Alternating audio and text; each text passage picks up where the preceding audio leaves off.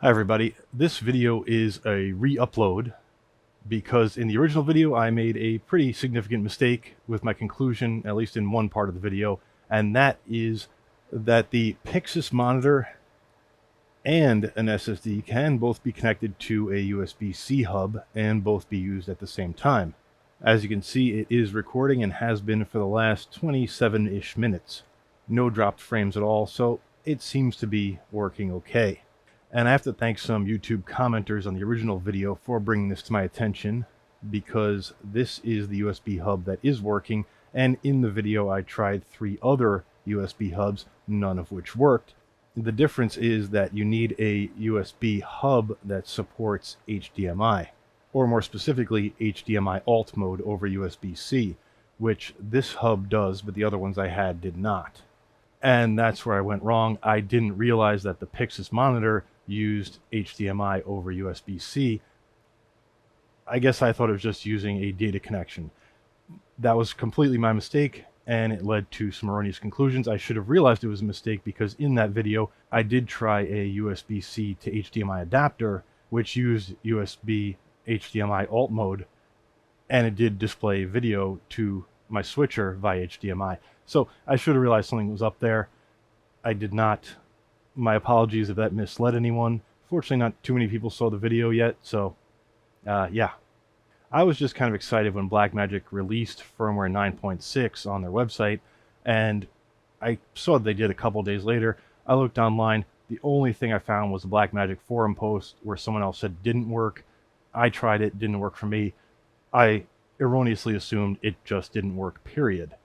Yeah, so in the original video, under the comments, someone pointed me to another YouTube video which did show recording and PYXIS monitoring working at the same time. It's by Koala NYC, and I just looked down in their affiliated links and found this USB-C hub, the one I'm using right now, which does in fact appear to work. And I think the key here is that it says 4K 60Hz video output and alt mode. So you want to look for something with those keywords, either video output or alt mode, probably both. And I would think it should work. And you can see here it says 2 ports are video plus data, 2 ports are data only. And so the SSD is this one connected to one of the data ports, and the monitor is connected to one of the HDMI display output ports. One sort of interesting thing I found is that you can connect 2 HDMI monitors to the camera at the same time. It's even still recording, and they both show the exact same thing, and the touchscreen works on both of them. So presumably you could connect 2 PYXIS monitors to the same camera, although I haven't tried that because I only have the one, but this one, which is just a generic monitor, does work.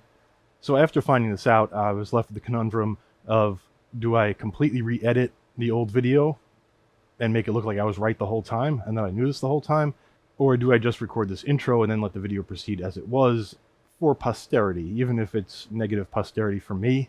I just feel like it's more straightforward. This way everyone knows what happened. I'll also include a link to the original video in the description.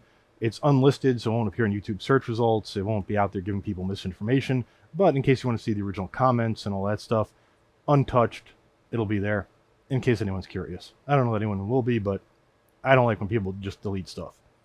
So all that being said, I can't guarantee that any USB-C hub that supports 4K video and alt mode will work with the studio camera, but this one at least appears to.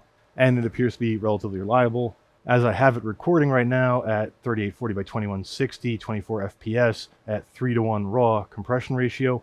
So, I mean, maybe at 60 FPS you'll start dropping frames. That'll probably depend on the SSD, but the real issue is, to my mind, the potential reliability of any USB-C hub you stick in between the camera and your record media, because if this hub is faulty or has any kind of issue, your recording might stop or you might drop frames. So it's not ideal. I still kind of hope that the next version of the Micro Studio camera has 2 USB ports so that you can have 2 separate paths for your monitoring and your recording.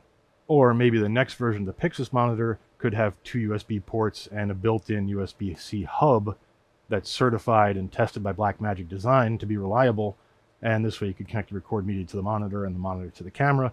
That would also be cool if they released a bracket where you could attach the media to the back of the monitor and then just have one solution. But then again, by that point, you kind of might as well buy a video assist. I don't know. Anyway, all that being said, now I'll present the entirety of the original video because I think it still has good information. It shows you that you can use a generic USB-C monitor in place of PYXIS. It supports touchscreen and all that stuff. And I show how I connected the camera to Wi-Fi, which has nothing to do with the PYXIS monitor. It's just a side note, but you probably could use that and the PYXIS monitor now with the right USB-C hub. So kind of cool. Plus the other stuff about the PYXIS monitor, the unboxing, the menu walkthrough, all that stuff's still good.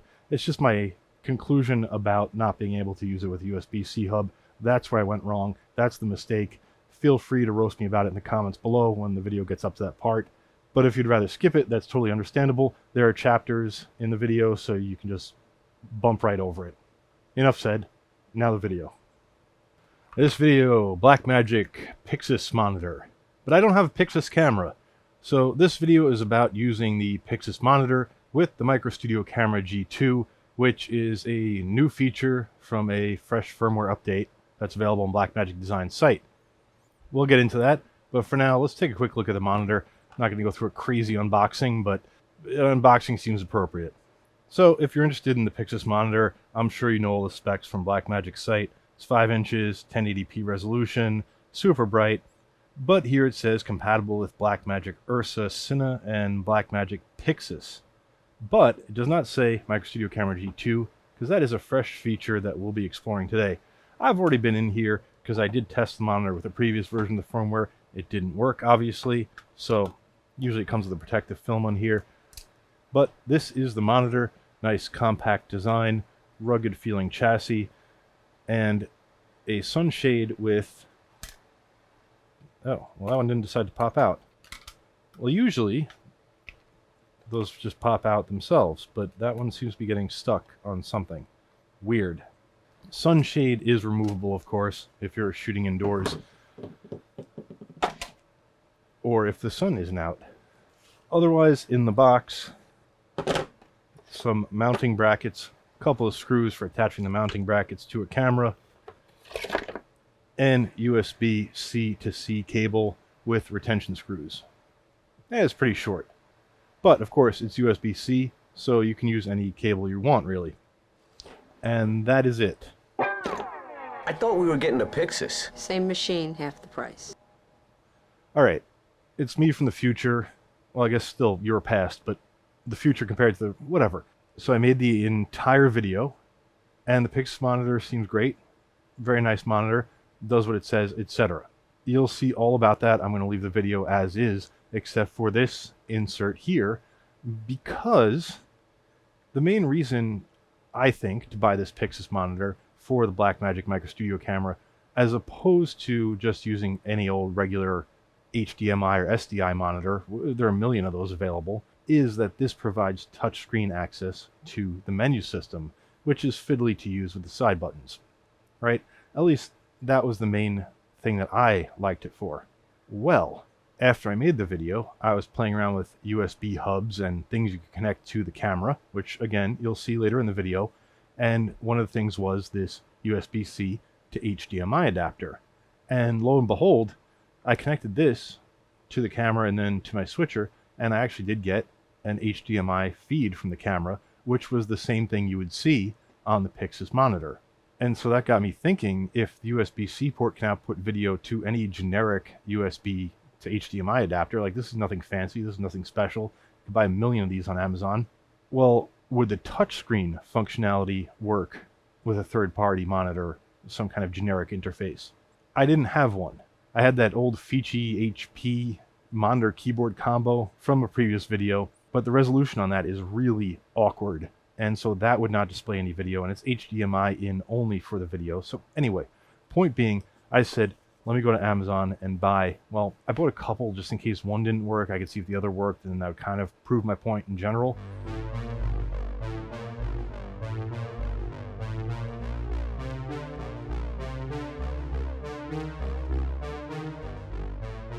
These are 7-inch touchscreen IPS monitors with USB-C interfaces for both video and touchscreen over one interface. And I haven't even opened this one up or tried it yet, because I tried this one, and well, let me show you. I already took this out of a bag that it was in, but it's brand new. There's the accessories. Those don't matter. This is a super generic monitor. It's got some volume buttons, power button, DC in, USB-C 3.1 in. Both those are USB-C ports. And then it looks like a mini HDMI connector there. That's all there is to this. It's not really meant for videography or filmmaking because it doesn't have any mounts on it or anything. But it was cheap. I think this was like 70 bucks, 80 bucks. I'll put it on screen. So, Micro Studio camera. Got this USB cable hooked up to the USB port on the camera. Plugging this into the USB-C data port on the monitor. You can see it powers up. And there's the video. And so that's great. That's what I expected would happen, because that's what happened with this USB-C to HDMI adapter. Got a video out of it. But here's the party piece. Oh yeah, it works as a touchscreen. So if you want the functionality of the PYXIS monitor for a Blackmagic Micro Studio camera, but you don't want to spend the money, well, just get a cheap 1920 by 1080 touchscreen monitor, and you have exactly the same functionality. This should be a 180 shutter anyway, but yeah, I mean, you can control everything just as you would expect to. Like I said, this monitor is great. It probably has a better display than this little guy does, but if your main use case for a PYXIS monitor is just having a way to interface with the camera's menu system in an efficient way and monitor video, well, you could spend 70, 80 bucks on something like this. Maybe even less. I mean, if you got one from like AliExpress, probably cost even less money. Won't necessarily be as reliable or as good as a PYXIS. I'm not saying don't buy the PYXIS.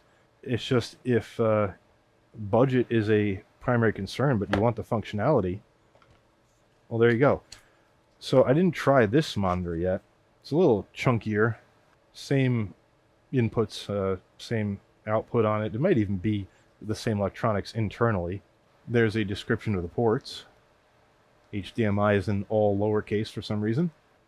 Comes with a couple of USB cables. But I like the other one better because you can see this one's for data and power. Plug that in. Ooh, does this one not work? No signal. Interesting. Alright, but just to double check that it is still working in general, the camera didn't crap itself. Yeah. Okay, so not all small USB touchscreen monitors will be compatible with the camera, I guess. But this one will. Not sponsored, and I can't guarantee the quality or overall compatibility, but that's the company that made this. I'll put the screenshot of the Amazon listing on here. No affiliated links, nothing like that. Don't worry about it. I'm not trying to sell you anything. I literally just tried this for the first time just now, so I have no stake in the game here. I just went on Amazon and found the two smallest touchscreen 1080p monitors that I could find that had same-day delivery to my address, because I wanted to get this video out and didn't want to spend too much time waiting. That being said, because I'm kind of a nut, I also bought a, I think this is a 15.6-inch monitor. Same thing, touchscreen and USB-C. Nothing at all. Cool. But maybe that's the wrong USB port. It says no signal and power saving, just like the other monitor. Let's try the other USB port. No signal. Okay. It looks like this PYXIS or PYXIS, I don't know how you're supposed to say that, monitor is the only one that worked so far, but it does work. Of course, this raises the question, will this monitor work through a USB-C hub? This is out of order in the video, so you'll see all about this later. That's about adding Wi-Fi connectivity to the camera in a semi-convoluted way. Well, the important thing is lighting up, which means it has power via this USB-C hub from the camera. So now let's plug the monitor into the USB-C hub. It does power on, but no video. Alright, back to the rest of the video where I'm wearing a collared shirt, and it's more professional in that sense, I guess. The reason I was so excited to bring this information to you is because, well, if you're here to learn about the PYXIS monitor, just now you know you don't necessarily even need a PYXIS monitor to get the exact same functionality for less money. Anyway, enough about this. Back to the video. Yeah. I bought this monitor a few months ago in anticipation of this being compatible with the G2 Micro Studio camera, but I have not actually seen an image on this monitor yet, and so today's a very exciting day for me. But this video is not just about the monitor. In the second part, I'm going to try out this device, which is a Wi-Fi repeater bridge. Basically, you can connect an Ethernet cable to a computer or any device for that matter. For example, an Ethernet adapter connected to the Micro Studio camera, and then have it connect to an access point and therefore access your Micro Studio camera wirelessly. And that would allow you to transfer files on and off the camera, which includes video you've shot or video you might want to put on the camera's storage for some reason, but also add lookup tables and change camera settings. And I could see how a tiny camera like this would be really useful with a wireless network connection. So not sure if this will be a workable solution, but I do want to try it out. And that wireless connection would be kind of useless in a lot of cases if you were recording to external storage. But here I have not just an Ethernet adapter, but a USB hub. So hopefully we can also attach an SSD as well as the wireless Ethernet adapter and use both at the same time. That's the dream anyway. But most of you probably came here to see the monitor, so let's look at that first. And here is the Micro Studio camera in question that I'll be playing with. It is currently rigged up, as you can see, and connected to my switcher on this armature which goes to the ceiling, which is sort of the same deal with the camera that's shooting it right now.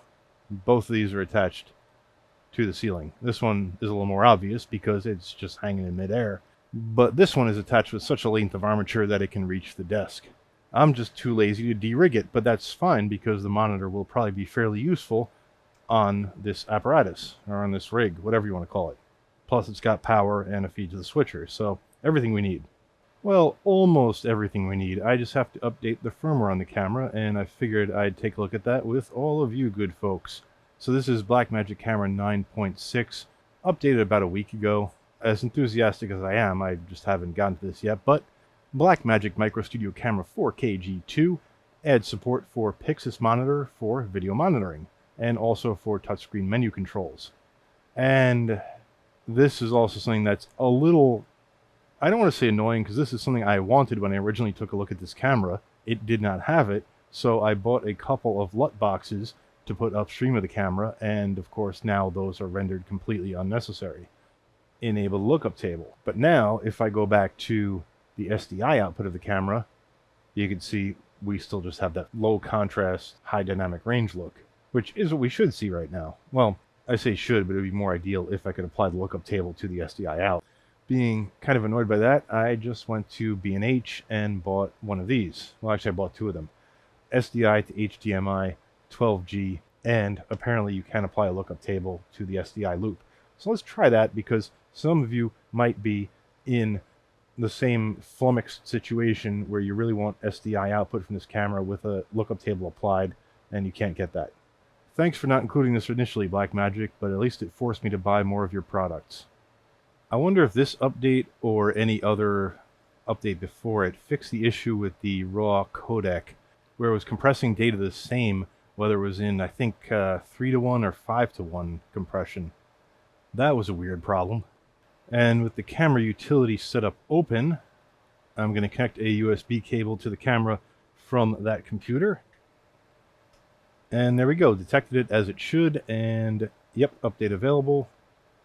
And that took about 1 minute and 50 seconds, which I would say is pretty good. So now we should have an updated Micro Studio Camera 4K G2. And indeed, software version 9.6, that's what we're looking for. So, of course, now the thing we really want to see is the PYXIS monitor. And just for flexibility as to where I'm going to place the monitor, I'm going to use my own USB 3 cable, USB-C 3.2. It's actually a Thunderbolt cable technically, but it'll work fine. Or at least it should. Hey! Oh, well, that doesn't look right. Needless to say, what's the actual output to the switcher? Huh, dead air. Let me unplug the camera and plug it back in. That's usually the solution for everything. Ah, there we go. That is more what we want to see. And there we go. I mean, if you've never done this as a kid, I don't know what you're doing. So right away, the display here looks very similar to what you'd find on a video assist. And in fact, it just looks like what you get on the camera's HDMI output. But, of course, this is a touchscreen. And it communicates with the camera via that USB port, so you can change all the settings, which is a hell of a lot more convenient than using these 5 buttons on the front/side of the camera. And so this is the real party piece, because you can get a million 5-inch monitors that connect via HDMI out there for a lot cheaper than this. But what you don't get is a really fast and slick interface to the camera to change all these settings. And in fact, in my opinion, this makes the Micro Studio Camera G2 an incredibly powerful camera for many, many purposes. I mean, it's compact. You can rig it up with this monitor. The single cable, at first I found that kind of off-putting. I was like, ugh, there's no SDI input, there's no HDMI input for flexibility. But you know what, if you're buying a Blackmagic PYXIS monitor, you're going to be using it with a PYXIS camera or an Ursa or a Micro Studio Camera G2. You're probably not buying this as a general purpose monitor for anything else. It does have display rotation, by the way. And if you've used most any Blackmagic camera, this is of recent vintage, this is a very familiar interface. There's 3 function buttons on the back, which are just called F1, F2, and F3 because, as you can see, they're completely customizable. I mean, that's a lot of options. I almost wish there were more than 3 function buttons on this. It would be nice if there were 3 on one side, 3 on the other, because you could do a lot with those buttons. Of course, change lookup tables. I don't know why I'm working through this backwards, but audio, again, a very similar interface to what you'd find on Blackmagic Studio cameras or Ursa cameras in general. Tons of settings. In fact, maybe at the end of the video over music, I'll go through all the settings so that in case you're curious about what's in here, you can see it, but we don't have to bog down the middle of the video by me methodically going through every single setting on here. But really, the main purpose of this video is to satisfy my curiosity and hopefully yours as well as to what else we can do with this USB setup. And I do want to laud Blackmagic here. Look, I'm not paid by them. If I had a Blackmagic sponsor, I'd be a much larger channel. No. I just like their gear because it's relatively inexpensive as compared to like really high-end studio-grade Sony or Panasonic stuff. But it's also quite feature-rich, and the thing that really gets me with them is that for the most part, they use generic's the wrong word, but no, I think generic's the right word. Generic connectors and media types for the most part. For example, you can see I'm recording to a HyperDeck right now, and it takes SSDs. Not special, fancy SSDs, but simple, regular old computer SSDs. I'd pull it out and show it to you, but that would ruin my recording.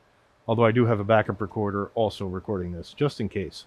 And so, although this USB connection is obviously not going to be compatible with a huge number of cameras, in fact just 3 as of now, but it's generic USB connectivity. For example, this only has the one USB port. This is also where you'd connect this monitor for firmware updates. And by the way, this is up to date. There was no newer firmware available for it after I bought it. So, as I said in a previous video, I did prove that you can use a generic USB Ethernet adapter and even use a USB hub, although I didn't try this one in particular, so this is going to be a bit of a test for this. But this is the reason I chose this, because it's compact, and you could easily add it to a camera's rigging with a bit of Velcro, I suppose, or zip ties, and still have a very compact overall rig. So the first thing I want to test is I have this hooked up to the USB-C port on the camera right now, well, as you can see, and will the monitor work via a USB-C hub? Well, that right there is quite disappointing. However, like I said, first time trying this, I just got this, it's brand new. Let me try a USB-C hub that I know works with this camera. Or I should say worked. I mean, maybe the firmware update nerfed that ability. And this is the hub that I used in a previous video to test with this camera. As you can see, wouldn't really look nice and neat mounted on the camera in any way, but this is for proof of concept. And in fact, a concept that's already been proven. I was able to use this exact hub to show that you can connect storage media and an Ethernet adapter to this at the same time. You know what, let me just change up the cabling a little bit because it's going to be inconvenient to get that short USB cable in there. So the hub is connected. You can see there's power going to the hub. That LED is glowing. Oh yeah, there you go. It's very, it shoots at a very specific angle, straight ahead, that is. And now let's hook this up to here, and this up to here. Wah, wah, wah. All right, well, that's super disappointing. And also kind of unbelievable. So this means, because this camera only has one USB port, you can't connect external media like this to the camera at the same time as you connect the PYXIS monitor. That seems like a gross oversight on Blackmagic's part. Yeah, because if you want to record to external media, then you wouldn't be able to use the PYXIS monitor. External media meaning media connected via the USB-C port. So if you're not able to use the PYXIS monitor, then you might as well use like a 5-inch video assist or some other monitor/recorder that you could connect via SDI. Now, you wouldn't have access to all the settings and everything through the monitor, but you wouldn't be able to record with this attached. So I find this perplexing. Let's try one thing first, though, before I despair. Let me power down the camera, boot the camera up with the hub attached, and then see if it recognizes the whole shebang. No. The camera's back online, as you can see from this horribly out of focus and overexposed shot. Yeah, the LED is on for the USB hub, but still no joy. The only other thing I want to check is, what if I put power into the hub? Maybe the monitor's just drawing too much power, in addition to the hub, for the camera to supply enough juice. Nope. And by the way, you can get generic USB cables with the cable retention screw, which does work with the PYXIS monitor. It's a common spacing. And in case you're curious, I mean, I haven't used this cable in the field, so I can't vouch for it, but it is a Cable Matters 20 gigabit 240 watt. Well, this monitor is a partial disappointment. I say partial because it does what it says it'll do. It looks really nice. It's compact, well made. It's a good on-camera monitor. However, it's kind of pointless if you're using this as a handheld rig, because you would have to connect it to some kind of SDI or HDMI external recorder, which might as well have a monitor built on. Again, kind of pointless with this camera. With the PYXIS or the Ursa, it would be fine because those both have the ability to record to their own internal media, or media cards that you insert into the camera. Whereas this does not have that ability. The only way you can record from this camera directly to media is through the USB socket. And if this is occupying that socket and you can't use the USB hub, well, you can either record or monitor. You can't do both at the same time, which kind of sucks. Now, all that being said, for my purposes here in the studio, this is still great because I can take it from camera to camera. Because right now, if I want to change settings on these cameras, I got to use the tiny little side buttons.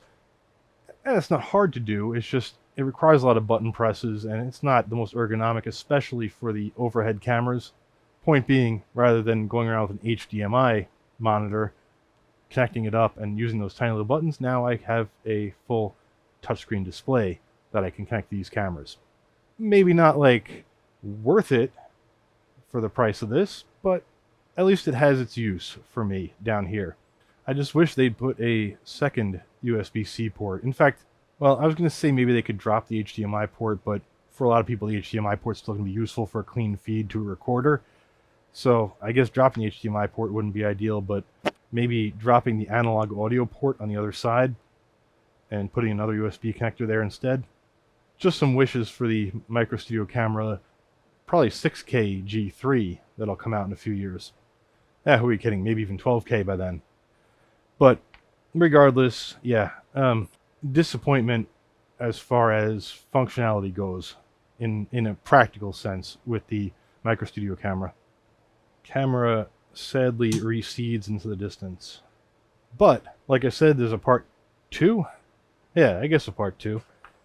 Where I want to test out, well, this USB-C hub, which we didn't really get to, and the Wi-Fi adapter. So let's do that. So my first question is, does this USB-C hub and Ethernet adapter work with the camera? And I think the best way to check it as a USB-C hub is to connect an SSD to it, because we know that in theory should work. Okay, so we got the USB-C hub hooked up and the media hooked up to that. Let's see what we got. Yeah, it is detecting the media, and if I try recording, it is recording to the media, and I'm not going to check for if it's dropping frames after an hour of recording because I don't have that kind of time right now. But it did work in my previous test, so I think we're good. And as I said, this has an Ethernet port on it, so let's make sure the camera is detecting the Ethernet adapter properly. And yes, it is, because this is not connected by USB. This is connected by Ethernet right now, as you can see by those symbols. And now I should be able to make changes to settings in here. And why not enable everything? Well, not FTP, because we don't need that. Alright, and as you can see, we are connected via Ethernet. I can access the camera's HTTP interface, and through here we can upload and download files. And you know what, let's just get an idea of what the speed's like, just for comparison's sake later. Oh, well that was almost too fast to measure, really. Okay, so we're doing about 100 megabytes per second, which makes sense, it's a gigabit connection. So that's about maxing it out, which is great. That's a nice speed. Of course, we're not going to get that good out of Wi-Fi, but we can try. So as far as this adapter goes, this is not going to be specific to the camera at all.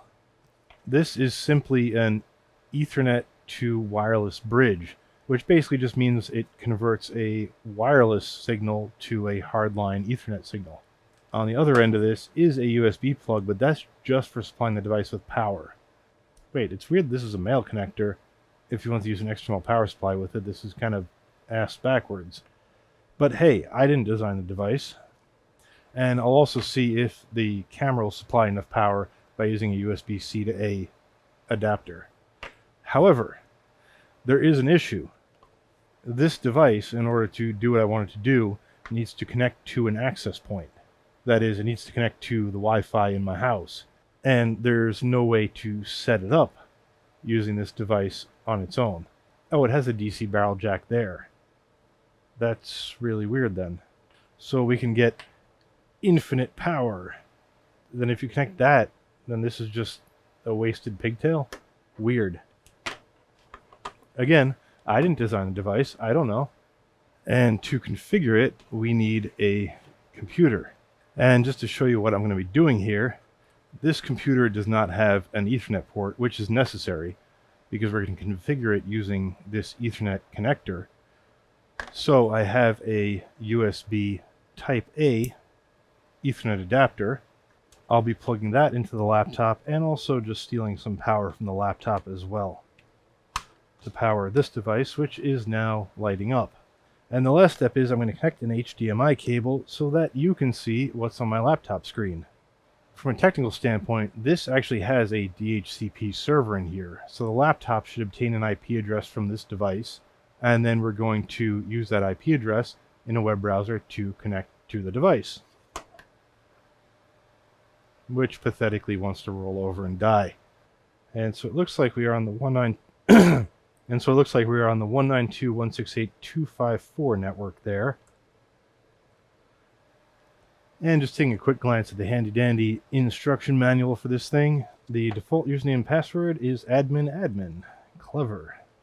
And right off the bat, it comes up with a list of access points, and we want to connect to the guest network. Next. That's not a great start. Let's try going to it by IP address. Let's connect to HM guest. There we go. And I want to disable the access point on this actual device, because that is not necessary at all in this case. Oh, maybe it's rebooting to save those settings. It is blinking quite angrily. It does look like it has activity on the wireless side.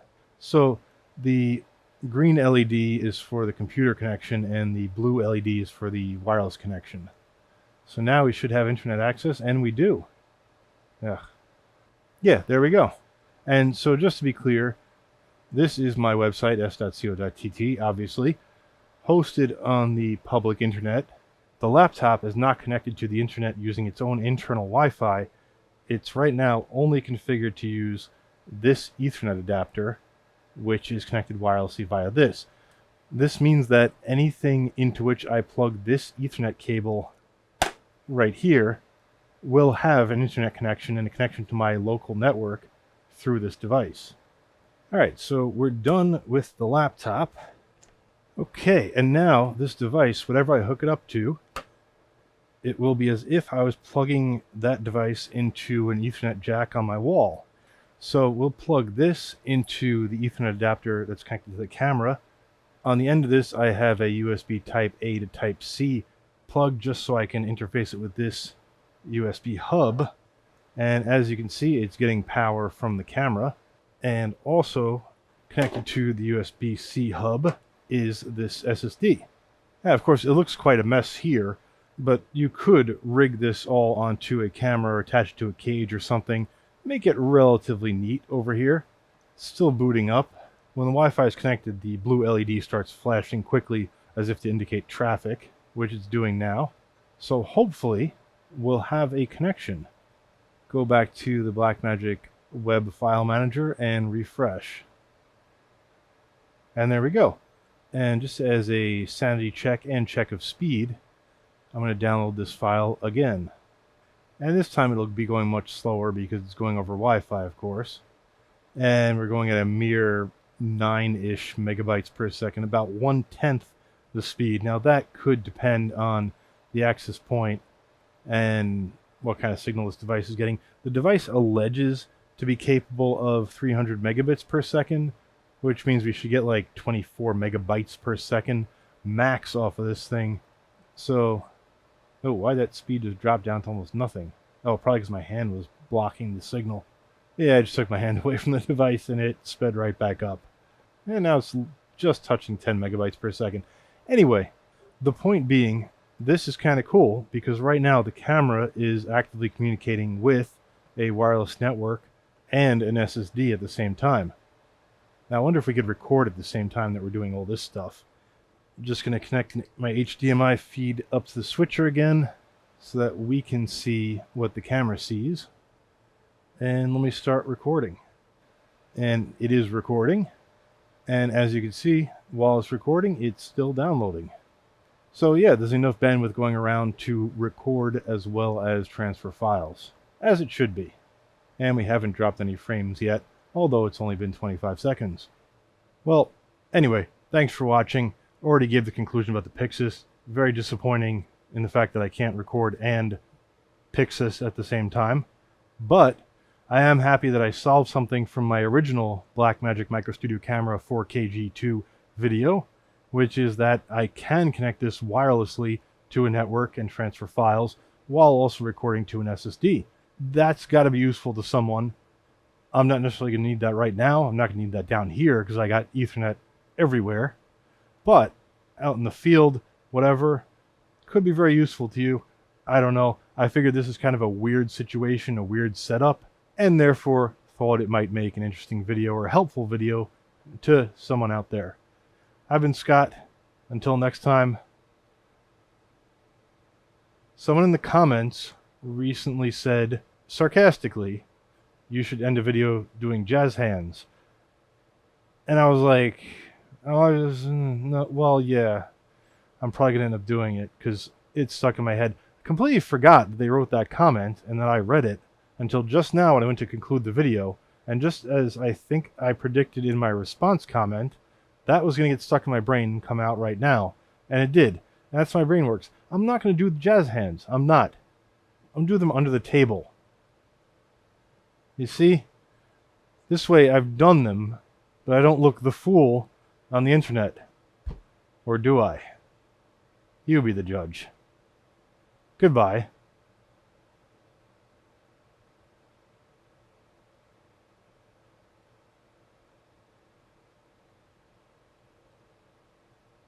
Oh, Micro Studio camera, you're so close to being perfect. So very close. With your tiny little Canon battery on the butt of you.